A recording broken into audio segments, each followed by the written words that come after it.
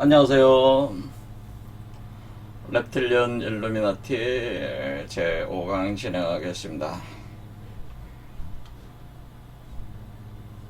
언제부터인가 이 세계를 해석하는 이론 중에 굉장히 상당한 영향력을 발휘하고 있는 하나의 이데올로기가 있는데, 그것은 파충류 외계인에 의한 인류 지배론이라고 볼 수가 있습니다. 그래서 이 파충류 외계인을 가리켜서 reptilian이라고 하는 거죠. 종족. 이것을 우리가 reptilian이라고 하고, reptilian보다 약간 상위 종족을 드라코니스 하면서 또 많이 또 얘기가 되고 있는 건, 여러분들이 이제 E.T.라는 영화를 보면은 그레이 종족, 그러니까 E.T. 같이 생긴 외계인들을 그레이 종족이라, 그레이 외계인이라, 그레이 외계인들은 reptilian 드라코니스의 하수 외계인, 하부적 조직이라고 이렇게 표현합니다. 종족적으로. 그래서 통칭으로는 reptilian을 대표로 해서 reptilian 종족이다 이렇게 볼 수 있다면은, 이 reptilian 외계인 종족이 고대 문명에 등장하는 고대 신화들 내용 속의 신들이 바로 이 파충류 외계인 종족 reptilian들이라고 하는 것이고, 이들이 바로 고대 문명의 주인공들이라고 하는 고대의 신들이고, 그리고 고대 문명들의 주인공이다 라고 하는 거죠. 고대 문명의 건설자다 라고 하는, 그래, 건설자이고, 더 나아가서 휴머노이드 인류종을 유전공학으로 인류를 창조한 존재들이다라고 합니다. 인류 창조했다라고 하는 겁니다. 그러면서 현재까지도 지속적으로 인류를 지배를 하고 있는데, 그 전위 조직이 바로 음모론에서 굉장히 많이 등장하는 일루미나티 프리메이슨 같은 게 인류 지배 전위 조직이라고 하는 거죠. 그래서 이들의 세계 단일 정보를 구성을 해서 이 세계의 경제, 정치, 사회, 문화, 금융, 그런 군사 이런 분야를 다 장악하고 있어가지고, 우리는 일종의 인류라고 하는 것은 이들에 의해서 창조된 존재들이니까 노예라는 거죠.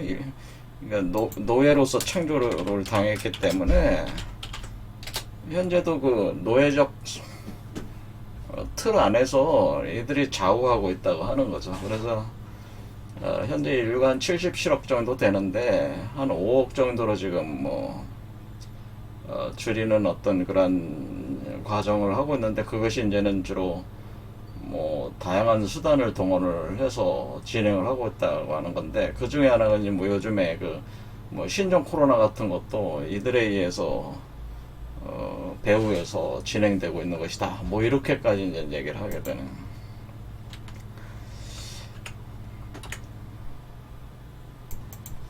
그래서 이 내용들을 이제는 살펴보기 위해서 이제 고대 문명 중에 이제는 기원전 3500년 이전에 가장 오래됐다고 하는 수메르 문명에 있어서 수메르 신화 내용을 분석을 지금까지 계속 해왔죠. 그래서 한 4강 진행을 했고, 지난 시간에 했던 거는 이제는 대홍수와, 그리고 거기서 이제 신들과 인간 사이에서 태어난 네피림이라는 종족에 대해서 이제는 살펴봤고요. 대홍수 문제들도 이제는 살펴봤습니다. 그리고 오늘은 이제는 보려고 하는 것은, 오늘은 여기 이제 그림에 나와 있듯이 피라밋과 UFO가 떠 있죠. 근데 이렇게 피라밋 자체가 비행체로 이렇게 떠오르는 이런 있는데, 이렇게 피라미드 자체가 비행진.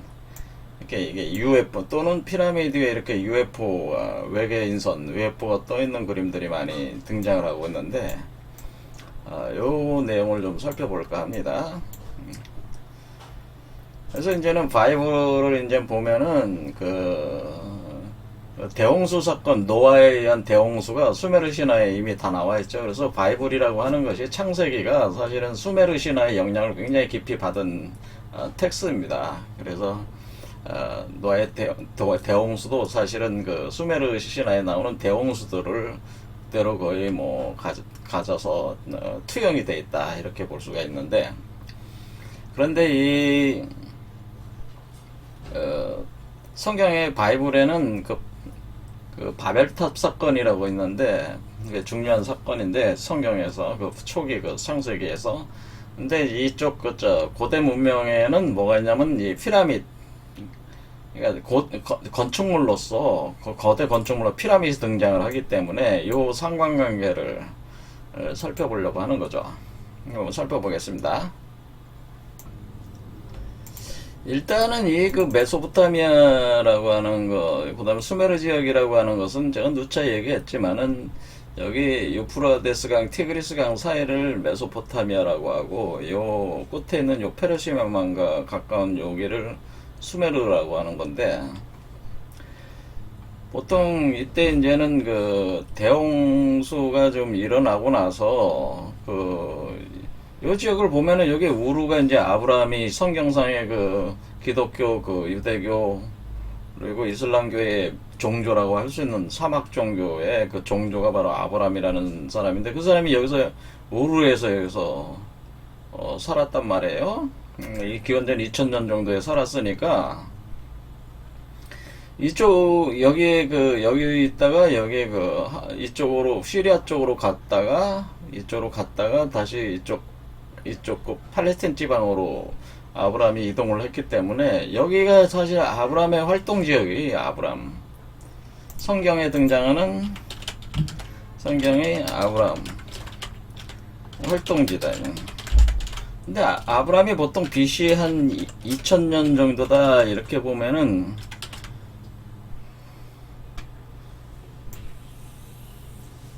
요 고대 수메르 문명권하고 완전히 겹치는 거죠. 완전히 겹치기 때문에 이 성경에 기록된 각종 일종의 성서고고학이라고 하는 성서고고학상의 발굴된 그 자료들하고 기존의 수메르 신화에서 등장하는 내용들을 이렇게 같은 지역이니까 당연히 경합할 수밖에 없는 거죠. 그렇죠. 근데 지금 비교해야 된다. 비교 분석해야 된다. 이거죠. 수메르 저기가. 근데 지금 기준점이 되는 게 노아 대홍수예요. 노아 대홍수. 근데 노아 대홍수가 성경의 바이블에는 그게 정확히 몇 년이라고 딱 나와 있어요. 성경 공부하시는 분들이 BC 그게 언제 일어났다고 얘기를 하냐면은, 이게 성경 연대표가 있어요. 성경의 연대표 보면은 아담 이브가 기원전 4004년에 시작해가지고 BC 4004년 쭉 나와 있어요. 여기 이렇게 4004년에 시작해서 대홍수는 언제 일어났다고 하냐면은 여기 요 지점이 대홍수가 일어났는데, 대홍수는 BC 2348년이에요. 여기 기독교 학자들 저쪽 성서고고학 하시는 사람들의 주장으로는 기원전 2348년이다. 그러니까 대홍수, 노아의 대홍수가 성서적인 2348년. 그런데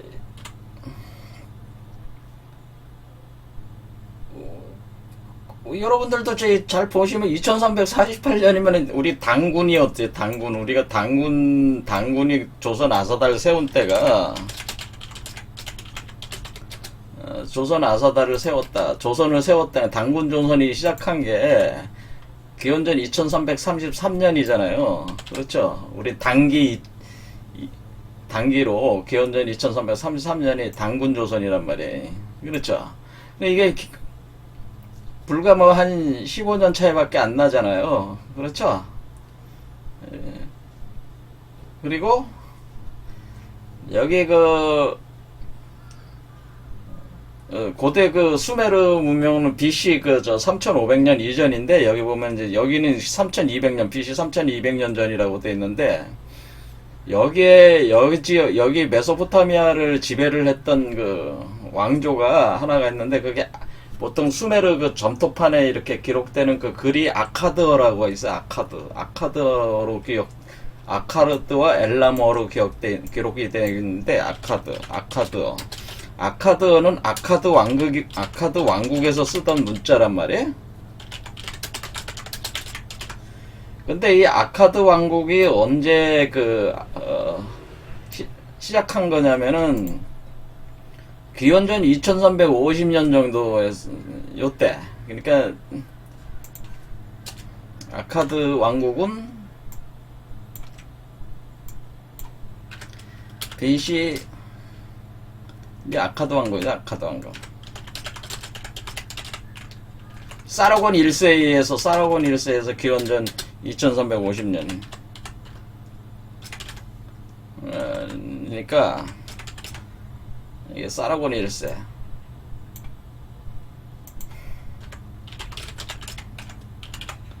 이렇게 된단 말이에요. 그러니까 이게 사라곤 1세 때 대홍수가 났다는 건데 안 맞잖아요. 그렇죠. 이게 기록이 안 맞아요. 그러니까 이게 세부적으로 맞는 걸 기대할 필요는 없지만은, 여기서 이제 뭐가 중요하냐면은, 이 성경상에는 뭐냐면은, 노아의 후손들의 기록들이 잘 돼 있단 말이에요. 노아의 자손들에 대한, 그러니까 노아 대홍수의 노아의 자손들이 이쪽 지역에서 활동을 했다. 그럼 노아의 자손들이 노아가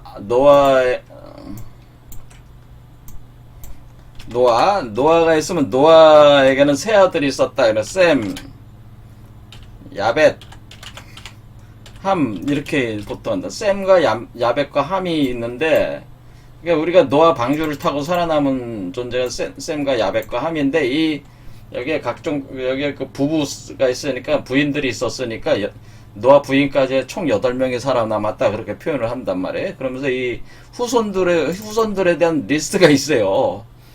그러니까 셈의 아들에는 엘람, 아수르, 아르박사, 롯, 아람 이렇게 5명이 있었어요. 셈의 후손으로는. 함에게는 구스, 미스라임, 붓, 가나안이라고 있습니다. 그 다음에 야벳의 자손으로는 고멜, 마곡, 마데, 야완, 두발, 메색, 다라스 해서, 여기도 이렇게 지도를 보면 이 지도 자체가 여기가 지금 여기가 메소포타미아지. 여기서부터 이렇게 퍼져나갔다, 그렇게 보는 거란 말이에요. 그때 여기 엘람이라는 거 있지 않습니까? 엘람은 점토판에 아카드어도 있고 엘라모도 있기 때문에, 요 엘람이라고 하는 거. 그러니까 지금 페르시아죠. 이란. 여기가 엘람이 이 셈의 첫째 아들로 기록이 돼 있단 말이에요. 첫째 아들, 엘람. 근데 여기 엘람으로 돼 있죠. 여기도 엘람. 여기 이제. 그래서 엘람. 그러니까, 그 다음에 우리가 아시리아는 대강 언어적으로 그냥 생각하면 아수르가 두 번째 아들은, 아시리아하고 이 발음이 비슷하잖아요. 아시리아. 아시리아 제국. 대강 깊은 어떤 역사적 관계를 완전히 해석할 수는 없습니다. 그냥 대강 그렇게 그냥 때려 맞춰 보는 거죠. 그렇게 보는 건데, 그래서 여기서 이렇게 후손들의 명단이 있는데, 이 후손들의 명단에 지금 몇 개는 나오는 게, 아수르는 아시리아 제국, 아시리아 왕국의 적이겠구나. 또 엘람은 셈의 첫째 아들이고, 이게 개념은 어느 정도 잡히는 것도 있어요. 그런데 그렇게 잘 일치가 되는 건 아니에요. 기존의 수메르 신화에 등장하는 그거하고 잘 일치가 되고 있지는 않습니다. 어쨌든 이 성서 고고학이라는 거하고 이 수메르 신화에 나오는, 그러니까 성서 고고학에서는 노아 대홍수가 굉장히 중요한데, 노아의 대홍수 문제하고 시대 이후부터 맞춰보면은 맞는 거는 아니에요. 그러니까 여기에는 굉장히 다른 어떤 그 원인이 있을 거라고는 제가 생각하는데, 그런 것까지 제가 말씀드릴 수는 없습니다. 어쨌든 이 노아의 후손들의 그 활동 퍼져나간 지역이 여기 거기 또 메소포타미아 지역이고, 거기서 아브람이 요 아르박사세 후손이에요. 아르박사세 후손 쭉 아르박사세 후손들로 이렇게 쭉 내려오는 거기 때문에, 여기 아르박삿 있잖아요. 아르박삿의 후손. 그래서 요 아르박삿이 있는 요게 우르에 아브람의 아버지 데라가 있었고, 아브람이 여기서 있었다가 이렇게 하는 거는 여기 너무나 당연한 거죠. 그래서 아르박삿이 노아의 아들 셈의 세 번째 아들이었으니까. 그래서 아르박삿이 있는, 아르박삿으로부터 아브람이 나오게 되는 거죠. 자, 그러면은, 자, 어쨌든 여기가 메소포타미아권에서 사실은 이거 노아의 후손들도 여기서 이제 활동을 했다고 하는 것이, 이렇게 해서 세계 각지로 흩어집니다. 노아의 후손들이. 성서 고고학자들이 이런 세계로 흩어지는 것들은 다 설명을 나름대로 자료들은 있습니다. 필요하신 분들은 뭐 살펴보시면 되는데, 어쨌든 성서에는 뭐가 등장하냐면은 노아의 대홍수 이후에 바벨탑 사건이 등장합니다. 바벨탑 사건의 그 주인공은 누구냐면은 여기 그러니까 노아의 아들 중에 함이 있는데, 그 함의 아들 중에 또 구스가 있어요. 그러니까 이제 바벨탑의 주인공이 누구냐면은, 바벨탑 주인공에는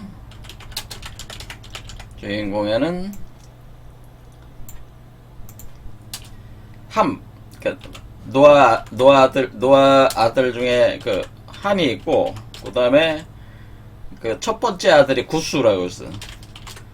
그 다음에 구스의 그 자식 중에 바로 니물롯이라고 있어요.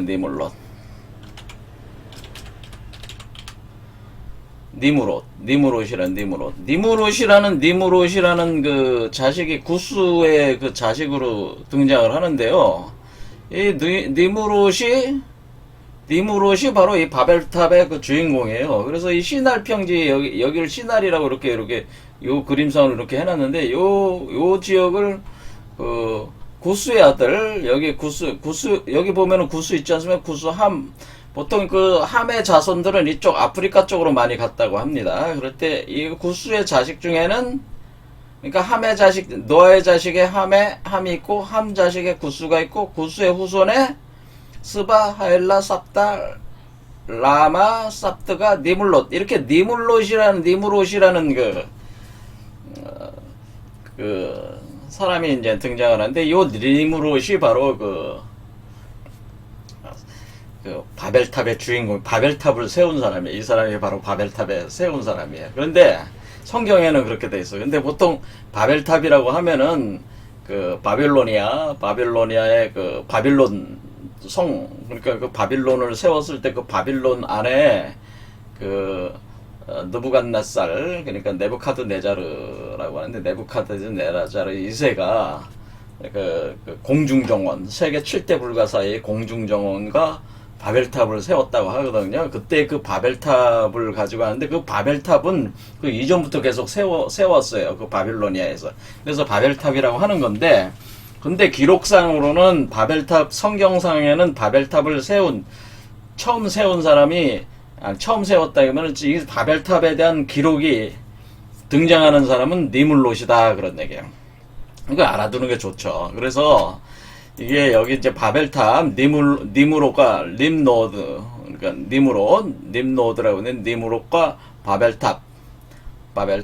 그래서 기록이 되어 있습니다. 그것이 여기 한번 읽으면, 니무롯은 성경 인물은 신할 아시리아 메소포타미아 왕이다. 그런데 니무롯이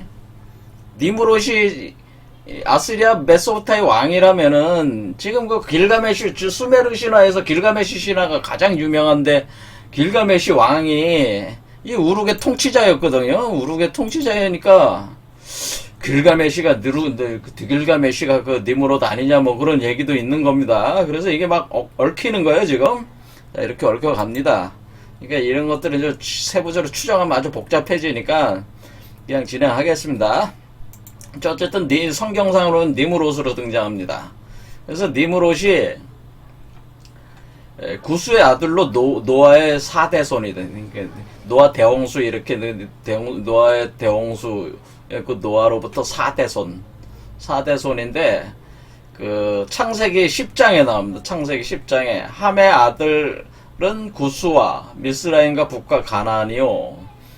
창세기 10장 7절에 구스의 아들은 스바와 헬라와 삽다 라마와 삽드가요. 라마의 아들은 스바와 드단이며 또 구스가 또 니무롯을 낳았다라고 하니까 니무롯은 구스의 자식이죠. 그러니까 함, 구스, 니무롯 이렇게 되네. 그는 세상에서 첫 용사다 그런 거네. 그러니까 그가 이 세상에서는 첫 용사다라고 하는 거죠. 그러니까 이게 대홍수 이후에 첫 용사다. 그런데 우리가 그 용사라고 부를 때 길가메시 서사시에 길가메시가 용사거든요. 엄청난 그 용사인데 이게 그게 대응되는 부분은 있긴 있습니다. 이런 측면에서는 지역도 같아요 지금. 근데 니무롯이 그 성경에서 이렇게 평가를 엄청 해주는 거예요. 첫 용사라고 한다. 그가 여호와 앞에서 용감한 사냥꾼이 되었으며 속담에 이르기를 여호와 앞에 니무롯과 같이 용감한 사냥꾼이 없었다라고 하는 거죠. 그러니까 엄청난 그 사냥꾼이었다는 거죠. 이렇게 전투력이 좋았다고 하는 그런 표현인 겁니다.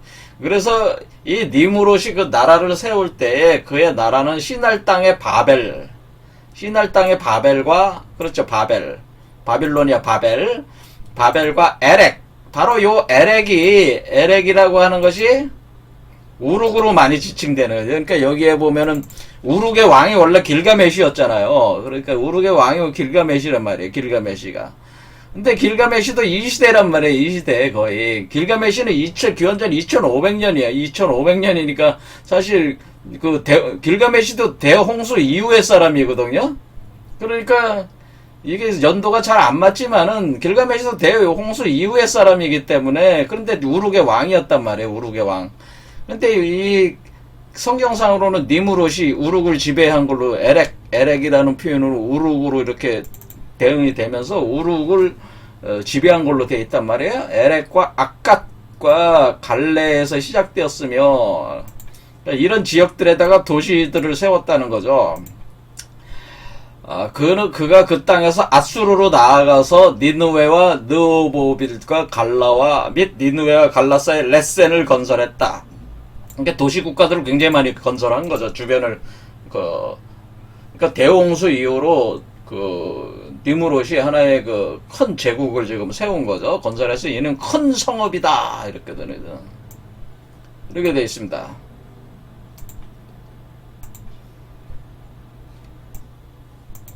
근데 이제 성경 기록에 따르면은 성경뿐만 아니라 이제 다른 몇 개 기록에서는 바로 이 니무롯이 이 바벨탑의 그 건설자로 되어 있어요. 그래서 탈무드 유대인이 있는 미드라시와 탈무드에서는 이 바벨탑을 건축한 사람을 니브롯이라고 기록했어요. 그리고 또 구약 외경에는 니무롯의 지시로 40년 동안 바벨탑을 짓고 있었다라고 했습니다. 43년 동안 바벨탑을 지었다고 하는 거죠. 그래서 그가 최초로 바벨론을 지배했었고, 그가 최초로 바벨론이 위치한 시나평의 사람들이 하늘을 거스는 높은 탑을 쌓고 있었고, 그러니까 바벨탑. 이로 인해 언어가 복잡해졌고, 그래서 이 바벨탑을 쌓게 되니까 수많은 사람들이, 그러니까 이 바벨탑을 쌓기 위해서 이때 아브라함이나 이런 사람들도 거기 와서 바벨탑 쌓는데 일을 했다고 하는 거예요. 여기 내용을 보면은. 그래서 그 그런데 이렇게 이제 사람들이 와서 이제 이게 바벨탑의 모양입니다. 바벨탑. 예. 그래서 여기 그 창세기 이제는 그 11장에 보면은, 그러니까 10장에는 이제 니무롯이 굉장히 엄청난 그 영웅이다. 세계 첫 영웅이라 그렇게 얘기를 하면서, 그가 지배했던 그 지역에 대한 것들이 나오면서, 그 11장에는 바벨탑 쌓은 얘기가 나와요. 신할 평지를 만나서 거기에 거류하며 사람들이 그 온 땅의 언어가 하나였다. 말이 한마디, 그러니까 하나의 언어로 쓰고 있었다. 그러니까 말이 하나였다 하는 거예요. 그러니까 말이 서로 다르지 않았다. 그러니까 굉장히 이거는, 그러니까 뭐 대홍수 이후니까 뭐 하나의 언어를 썼다고 그렇게 볼 수도 있긴 있겠죠. 어쨌든 이렇게 신할 평지를 만나서 거기에 거류하며 말이 다 통하니까 이제 벽돌을 만들어서 구웠어요. 벽돌을 구워가지고 거기 그 메소포타미아는 거기는 돌이 없으니까 사막지대니까, 그러니까 흙으로 해서 이렇게 벽돌을 만든 거겠죠. 역청으로 진흙을 대신해서 성읍과 탑을 건설하면서 그 탑 꼭대기를 하늘에 닿게 하여 우리 이름을 내고 온 지면의 흩어짐을 면하고자 했다. 그러니까 탑을 쌓았다고 하는 거죠. 탑을 쌓고 그 탑을 중심으로 해서 이게 살아가려고 한 거죠. 이렇게 살아가려고 했는데 그 탑 꼭대기를 하늘에 닿게 하여 우리 이름을 내고 온 지면의 흩어짐을 면하고자 하였더니, 그러니까 여호와께서 사람들이 건설한 그 성읍과 탑을 보려고 내려오셨더라. 여호와께서 하늘에서 내려왔다는 거예요. 내려와가지고 이 바벨탑에서 사람들이 더 이상 이 탑을 쌓는 과정에 이 탑을 더 이상 쌓을 수 없게 언어를 혼란스럽게 만들었다고 하는 거죠. 그러니까 그들의 언어를 서로가 대화가 안 되게 만들어가지고 서로 알아보지 못하게 해서 그들을 온 지면을 흩어버렸다고 하는 거예요. 그래서 그렇게 하니까 그 도시 건설과 그 바벨탑 건설을 이제는 거기서 멈췄다는 거죠. 그래서 그러므로 그 이름을 바벨이라니 이는 여호와께서 온 땅의 언어를 혼잡하게 하셨습니다. 여호와께서 거기서 그들을 온 지면을 흩으셨더라. 이렇게 됐다는. 그래서 바벨탑이라고 하는 거, 이렇게 그 성읍과 탑을 이렇게 건설을 할 때 이걸 이제 바벨탑이라고 하는 건데, 이 바벨탑이 이제 그림으로 뭐 이렇게 해서 하늘에 이렇게 닿는 이런 형식의 이제 바벨탑을 이제는 그림으로는 표현을 하는 거죠. 이게 이런 식으로. 이런 탑을 쌓으려고 했던 거죠. 근데 이게 요런 얘기가 나와 있는 거죠. 그런데 이 바벨탑을 쌓은 이 지역의 이 시날이나 이런 것은 사실은 그 성경상의 니무롯이라는 그 영웅이 첫 용사가 그 시날 땅의 바벨, 에렉, 아갓, 갈레, 니누에, 레센 이런 데다 성읍들을 도시들을 건설해서 제국을 만든 존재이기 때문에 바로 이 니물롯에 의해서 이런 일들이 주도가 됐다고 하는 게 성경뿐만 아니라 그 유대인들의 그 미드라시 탈무드, 그 다음에 외경 같은 데도 그렇게 구체적으로 이제 기록이 이제는 돼 있는 거죠. 이런 식으로 돼 있습니다. 근데 여기서 이제는 왜 그 당시에 언어를 하나로 사용했는데 어떻게 언어를 어떻게 하나의 언어를 사용하지 못하게 흩어버렸냐? 그런 거는 뭐 상당한 상상력이 동원돼야 되는 얘기니까 일단은 접고, 일단 바벨탑이라는 걸 쌓았다고 하는 거죠. 바벨탑이라는 걸 쌓았는데, 이 바벨탑이라고 하는 것이 사실은 이 바벨탑이라고 하는 것이 하늘에 닿고 하늘에 올라갈 수 있는 하나의 그 건축물로서 하늘에 닿을 수 있는, 그러니까 인간이 신이 될 수 있는 어떤 그런 건축물로서 그것을, 그리고 거기서 사람들이 흩어지지 않고 살 수 있게 하나의 언어를 유지하면서 살 수 있게 하기 위해서 그것을 쌓았다, 그런 표현을 했단 말이에요. 그러니까 그런 바벨탑이라고 하는 그런 개념 자체가 왜 이게 이제는 중요하냐면은, 우리가 그 프리메이슨의 중요한 그 상징이 뭐가 있습니까? 프리메이슨의 상징이 바로 여러분들도 아시다시피 미국 1달러 지폐 안에 있는 그 상징 아니에요. 그러니까 그 보면은 1달러 지폐 보면은 여기 여기 1달러 지폐 있잖아요. 1달러 지폐 보면은 여기 1달러에 여기 보면 요게 이제 피라미드가 있잖아요. 요게 피라미드가 그러니까 이걸 확대하면 이렇게 돼 있잖아요. 그러니까 피라미드 건축물이 이렇게 있잖아요. 요게 사실은 그 프리메이슨의 그 상징이잖아요. 핵심 상징이잖아요. 근데 보면은 요게 그 건축물이잖아요. 건축물. 이 건축물이 산과 같은 건축물이잖아요.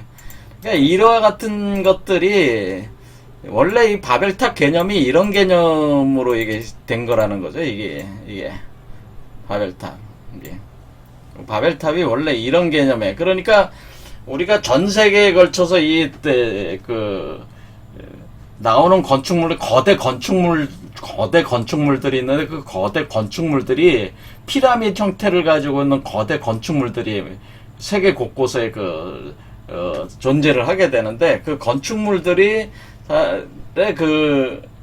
특히 이제 이집트 피라미드를 저기로 해서 이렇게 우리가 오늘날 reptilian 일루미나티의 그 음모론에 등장하는 일루미나티 프리메이슨의 핵심 상징이 바로 요게 해당되는 거기 때문에, 당연히 이 바벨탑의 건설자, 그러니까 니무롯이 지금 바벨탑 건설자잖아요. 바벨탑을 건설한 존재잖아요. 바벨탑과 그 바벨탑 있는 성읍을 그 도시 건설했단 말이에요. 그러니까 이 니무롯이 일종의 프리메이슨이나 이 일루미나티의 출발을 이 니무롯으로 보는 사람들도 있다, 그 얘기죠. 제 말씀은. 자, 그러면은 우리가 이 니무롯은 이제 바벨탑으로 드러났는데, 근데 바벨탑이 이제 이게 바빌로니아 그거하고 이제 연관이 돼 있는데, 이 바빌로니아에서 세우던 그 건축물은 신전. 신을 모시는 신전을 지구랏이라고 그래요, 지구랏. 그래서 수메르에는 지구랏이 있어요. 그러니까 그래서 지구라트라고 하는 게, 지구랏은 세워 올려진 탑이라는 의미예요. 세워 올려진 탑. 지구랏이라는 의미가 그런데, 여기에 보면 이제는 요렇게 생겼어요. 요렇게 지구랏이 이렇게 생겼는데, 이렇게 생긴 거죠. 이렇게.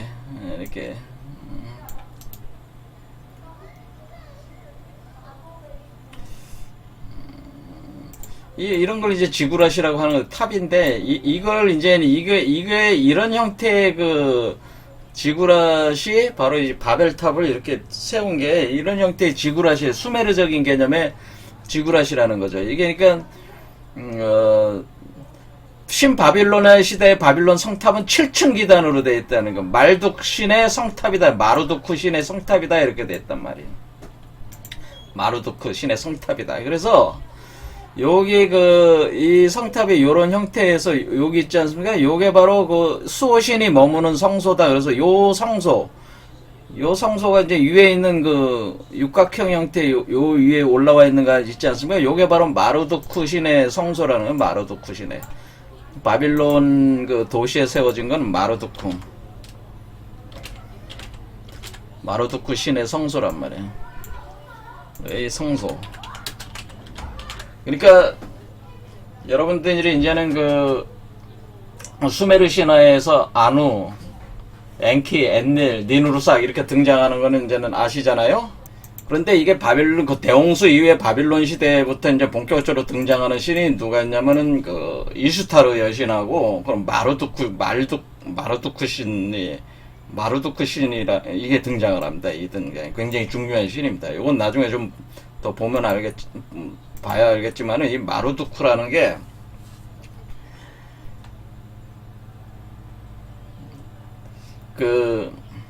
상상력적인 차원에서 한번 말씀을 드리자면은 니무롯, 우리가 지금 방금 니무롯이라고 그랬죠.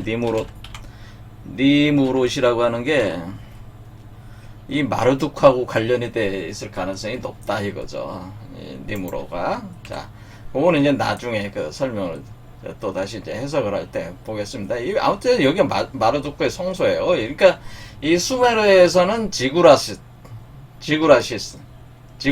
그래요.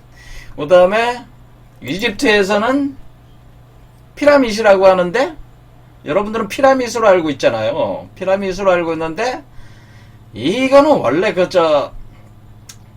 이집트 사람들은 피라밋이라는 그 어휘를 사용 안 했습니다. 그러니까 이 피라밋이라고 하지는 않고, 여기 지금 여기 있는 건 기자 피라밋이잖아요. 기자 피라밋인데, 그 카이로에 있는 기자 피라밋인데, 이 이름을 메르라라고 해도 메르라. 그러니까 피라밋이라고 하는 거는 그 후에 한참 후에 지어진 이름이고, 이집트 사람들이 이걸 메르라라고, 이걸 메르라라고 한다. 메르라.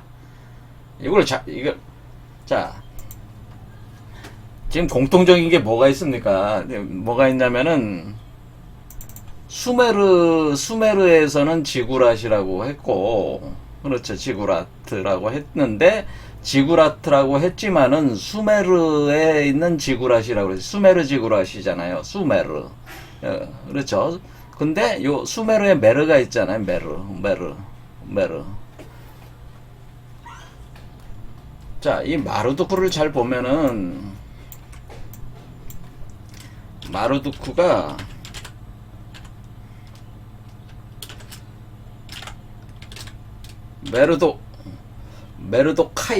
카이오스로 이렇게 발음하는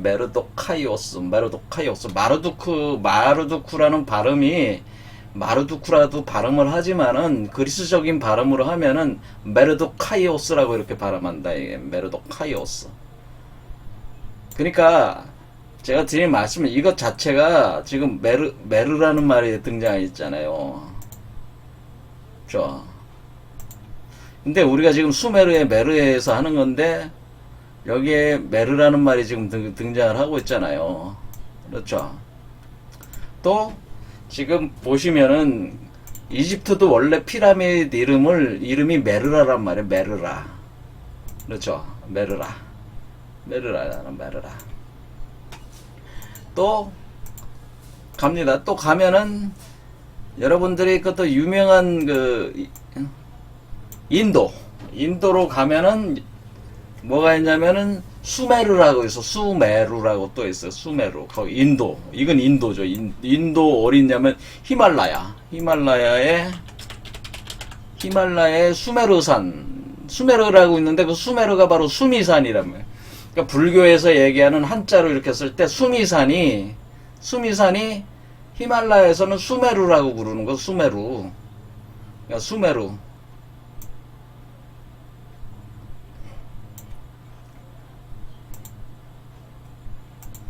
자, 그러면은 지금 현재 지금 보면은 이 수메르가 어디에 있냐면은 히말라야 산맥의 히말라야에서 지도를 보시면은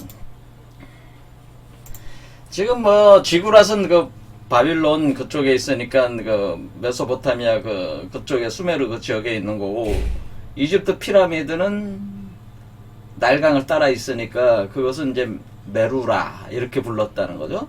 그리고 인도 이쪽에 티벳, 파키스탄, 인도의 접경 지역, 티벳 쪽에 카일라스 산이라고 했는데, 이 카일라스 산이 수메르라는 거죠. 수메르, 카일라스 산이. 카일라스가 수메르인데, 이 산 이름이 수메르예요. 산 이름이 수메르. 근데 수메르인데, 카일라스 산이라고 하는 거는, 카일라스라는 등반가가 자기가 이 산을 발견을 했다고 자기 이름을 갖다 때려 붙인 건데, 원래 이 사람들이 이쪽에 사는 티벳에는 원래 자기네 전통 종교가 있는데, 그게 벤교라는 게 있어요. 티베트에는. 그 다음에 이쪽 인도 쪽에는 뭐가 있습니까? 힌두교와 불교가 있잖아요. 그리고 불교는 인도 북부에서 주로 많이 신앙되던 거잖아요. 그러니까 원래 이 수메르라는 요 산은 티벳 뱅교와 힌두교 불교의 성산이에요. 성산. 이 산을 함부로 올라가면 안 돼. 그래서 이 산, 한마디로 신성한 산이란 말이야. 이 산 자체가 시바신의 보좌라고 이렇게 경배됐단 말이야. 힌두교들한테는 이렇게 된단 말이야. 인간 의식을 초월한 보이지 않는 사원에 있다. 그러니까 불교도들에게는 이 수메르산 꼭대기에 인간 의식을 초월한 보이지 않는 사원이 있다. 이렇게 믿고 있고, 또 힌두교도는 시바신의 보좌다. 그러니까 힌두교들은 수메르산의 시바신의 보좌다. 이렇게 한다는 거예요. 그러니까 이게, 그러니까 제가 드리는 말씀은 이 산이 명칭이 다 똑같단 말이에요. 거의 그러니까 메루 개념으로 가잖아요. 메루라. 그래서 메루라. 이집트에서는 이걸 메루라라고 그랬고, 여기서는 수메르는 말대 마찬가지 지구라트라고 하지만은, 이 지구라트라고 하는 게 새 올려진 탑이라는 의미인데, 그 맨 꼭대기에 있는 성소는 마르두쿠라는 그 최고 신이에요. 그 쪽에. 이 그 엔키의 그러니까 마르두쿠는 엔키의 자식으로 알려져 있는데, 나중에 이 바빌로니아의 최고 신으로 등극을 하게 됩니다. 마르두쿠가 이제 티아맛을 물리치고, 티아맛이 보낸 그 퀸쿠라는 그 괴물도 제압을 한 뒤에 신들의 왕으로 이게 마르두쿠가 나중에 신들의 왕으로 이제 알려져요. 신들의 왕이 됩니다. 그때 이 마르두쿠가 이름을 풀네임으로 쓰면 원래 메르도카이오스를 줄이면 마르두쿠가 되는 마르두쿠. 그때 이제 메르가 이제 메르도카이오스라고 그러거든요. 이런 개념이라는 거죠. 이렇게 이게 여기 메르라는 말이 나오잖아요. 그렇죠. 마르가 원래 메르라는 말이다. 발음적 개념으로. 두쿠가 뭐예요? 도카이오스라네. 도카이오스. 이게 풀었으면은. 자, 이와 같은 수메르의 지구рат과, 그러니까 수메르의 지구рат이, 그러니까 결국 이 바벨탑이라고 하는 것이, 니무롯에서 시작된 이 바벨탑이라고 하는 이 바벨탑이 바로 이 지구рат이고, 예? 이 지구рат이 바로, 지구рат에서 모셨던 신이 바로 마르두쿠 신인데, 최고 신인데, 마르두쿠는 엔키의 아들로 알려져 있단 말이야. 엔키의 자식으로 알려져 있다. 엔키의 자식이기 때문에 엔키의 자식으로서 신들의 왕이 된 거죠. 그래서 티아맛을 물리치고, 그러니까 우주 뱀이라고 할 수 있는데, 여성적 우주 뱀을 물리치고, 그 우주 뱀이 보낸 그 퀸쿠를 제압을 하게 됩니다. 그 괴물을 제압을 하게 되는데, 그건 나중에 이제 신화적인 걸 제가 해석을 하겠지만은, 일단은 그 정도로만 알아주시면은, 이 마르두쿠가 그러니까 그런 것들을 물리치면서 신들의 왕이 됐어요. 그래서 이 신들의 왕이 되면서, 여기에 이제 신전에서 이렇게 모셔지게 되는 건데, 그게 이름이 이제 마르두쿠인데, 메르도카이오스라는 거예요, 원래 이름이. 그러니까 이게, 그런데 이집트로 가면 이게 피라미드라고 하고 우리는 맨날 이게 떠들고 있지만은, 사실은 이게 부르는 이름이 이게 사실 메루라라고 부르는 이름이었다고 하는 거죠. 이게 메루라 이렇게 부르는 게. 그 다음에 이것이 이쪽에 히말라야 산 쪽으로 오면은 그 산 자체를 그냥 요 산이에요, 요 산. 여기는 이런 산인데, 이게 성산이죠. 성산인데 이 산 이름이 수메르산이고, 이것이 불교에서 얘기하는 우주의 중심에 있는 산이에요. 그러니까 수미산은 우주 중심에 있는 산 이름이 있는 성산이다. 그런 거는 그러니까 수미산이라는 개념 자체가 우주의 중심에 있는 산이라는 개념이에요. 그러니까 수메르산이라는 개념, 수메르라고 하는 것 자체가 우주의 중심에 있는 산을 뜻한다. 그 얘기다. 그런 얘기죠. 그러니까 지금 이게 메루자, 얘도 메루로 이렇게 연결이 되죠. 그 다음에, 이 유명한 게 지금 멕시코 저쪽, 아메리카 쪽에서 가장 큰 피라미드가 멕시코 테오티후아칸 이 피라미드 있잖아요. 여기서는 태양 피라미드하고 이제 달 피라미드가 있는데, 이거는 이제는 그 정확한 그 명칭은, 이 사람들이 부르는 명칭에 대해서는 제가 아직 조사는 못했습니다. 어쨌든 이와 같은 그 거대한 그 건축물들이, 어떤 건축물들이 한마디로 탑인데 산 모양의 탑이잖아요. 산 모양의 탑이란 말이에요. 산 모양의 탑으로 이렇게 구성이 된단 말이에요. 산 모양으로.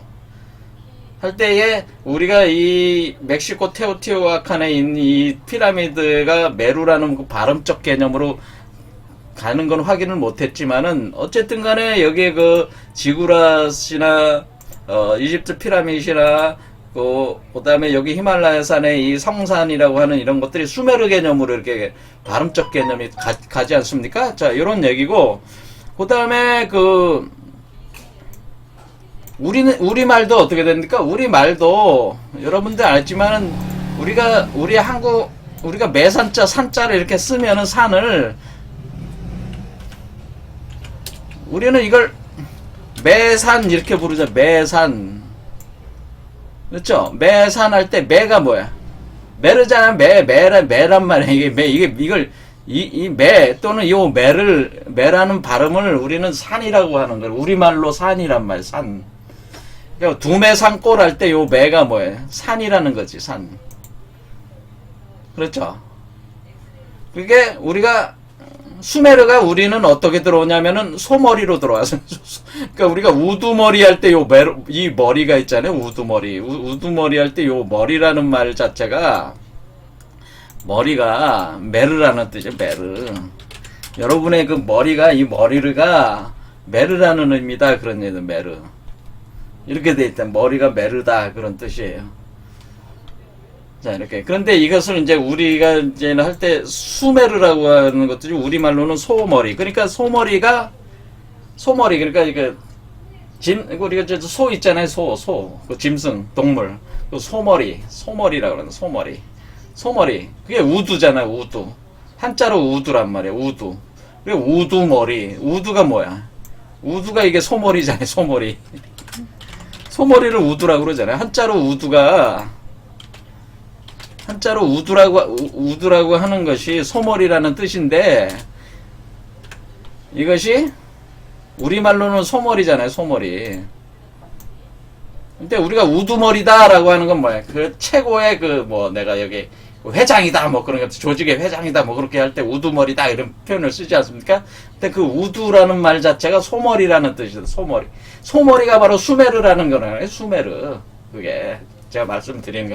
그 머리라는 것 자체가 메르라는 거. 그러니까는 우두라는 것, 우두 머리는 뭐야? 두자가 머리니까 머리가 반복된 거죠. 그렇죠. 머리니까. 이 두라는 한자를 두고 우리는 머리라고 썼단 말이에요. 그러니까 우두라고 하면은 우두 머리 그러면 두를 두 번 반복한 거나 마찬가지죠. 그렇죠. 이런 식으로. 그러니까 우리 그 한국인들의 어휘 속에도 역시 메르. 우리 한국인의 어휘에도 뭐가 있다는 거예요? 메르라는 단어가 있다고 하는 거죠. 메르는 머리고, 또 매는 산이라는 뜻이고, 그런 식으로. 그러면 여기 이집트에서 메루라 할 때 메루, 이렇게 발음이 지금 어떻게 계속되고 있습니까? 그러니까 이게 메르라는, 그러니까 우리가 수메르 문명이라고 할 때 그 수메르라는 어휘 자체가 어디서 이렇게 이런 같은 어떤 공통성을 가지면서 사실은 이렇게 쭉 우리 한국 한반도까지도 이 공통성을 가지면서 이렇게 이게 지배되는 하나의 어휘가 산의 개념으로 이 산의 개념으로 등장을 하고 있다고 하는 거죠. 그러니까 이게 단순한 문제가 아니라고 하는 거예요. 이게 사실은 제가 말씀드리자면 이거는 하나의 그 고대 문명의 그 핵심을 푸는 키가 바로 이 피라미드에 있다고 하는 것도와 그 연결이 되어 있습니다. 사실은. 그래서 우리가 여러분들이 요 피라미드는 일루미나티 프리메슨의 상징이라고 하는 것도 이런 것들을 푸는 과정에서 이것을 왜 그렇게 됐는가에 대한 것을 알아낼 수가 있는 거예요. 그래서 이걸 계속 이제는 얘기를 해야 되는 거죠. 자, 어쨌든 간에 우리가 피라밋이라고 하는 거, 바로 요와 같은 지구랏 피라밋 또는 수메르, 이런 것들의 그 역할이 뭐였냐. 오늘날이 와가지고는 그게 이제는 고대 문명에 있어서 외계인 문명론과 이렇게 연결을 하게 되면은 그것이 우주선의 그 우주선 착륙하는 곳이다라는, 그러니까 피라미드는 UFO의 착륙장이다. 이런 얘기가 이제 주장이 있고, 그 다음에 피라미드는 스타게이트다라고는, 피라미드는 스타게이트라고 하는 건 뭐예요? 시공간을 넘나드는 하나의 시공간의 통로라고 하는 거. 스타게이트는 뭐예요? 우주의 통로, 우주 통로라고 하는 거죠. 통로. 이 공간에서 저 공간으로 움직이는 하나의 문과 같은 통로 역할을 한다는 거죠. 자, 그래서 이제 피라미드라는 개념 자체가,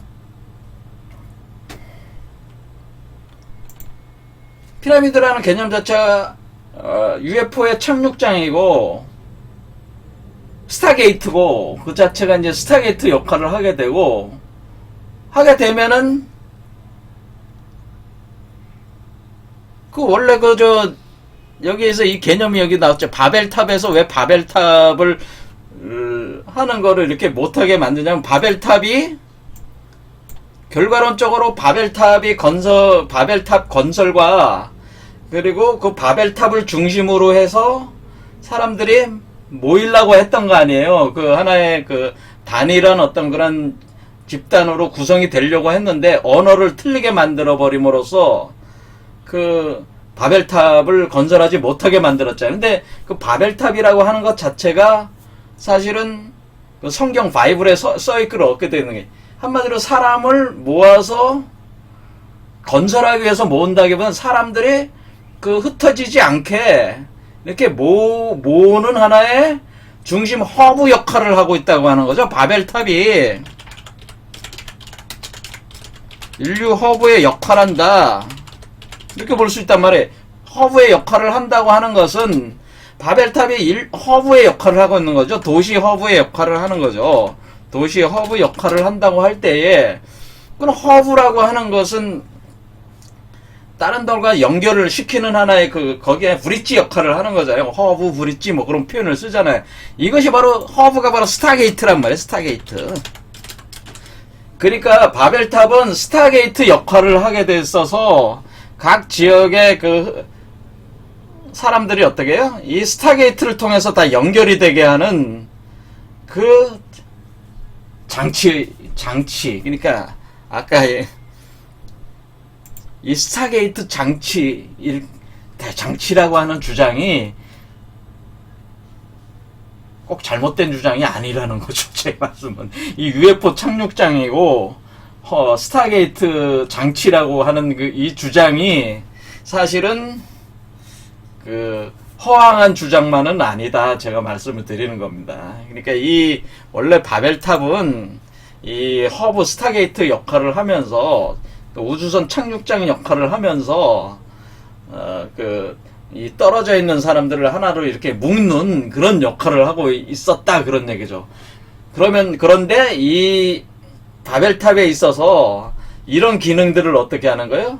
이런 기능들을 스타게이트, 그 다음에 착륙장 역할하는 부분들을 파괴를 시켰다고 봐야 되겠죠. 여호와가, 여기서 등장하는 여호와 신은 아마 엔닐이라고 이렇게 표현할 수도 있을 거예요. 왜냐면 엔닐은 그걸 원치 않으니까, 사람들의 이런 번성을 원치 않으니까, 이 성경에는 엔닐이 뭐 등장하지는 않지만, 여긴 야외로 그려져 있지만은, 이와 같은 허브, 스타게이트 역할, 그 다음 UFO 착륙장 역할하는 거를